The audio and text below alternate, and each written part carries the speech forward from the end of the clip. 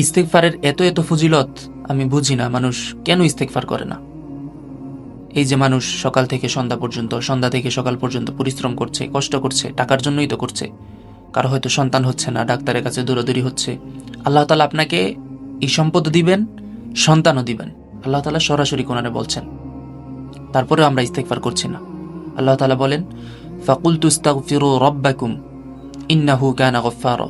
তুমি তোমার রবের কাছে ক্ষমা প্রার্থনা করো, নিশ্চয়ই তিনি অত্যন্ত ক্ষমাশীল।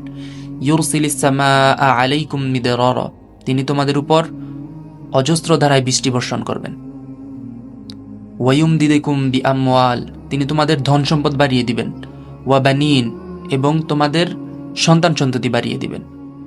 ইস্তেগফারকে আপনার জীবনের একটা অবিচ্ছেদ্য অংশ বানিয়ে নিতে হবে।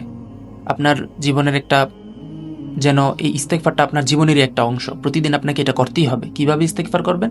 সবচেয়ে সহজ যেটা, আস্তাগফিরুল্লাহ, আস্তাগফিরুল্লাহ, আস্তাগফিরুল্লাহ। সবসময় এটা পড়তে থাকবেন আপনি, যতবার পারেন দিনে। যত বেশি পড়বেন তত বেশি ফজিলত, তত বেশি আল্লাহ তাআলার রহমত আপনি পাবেন।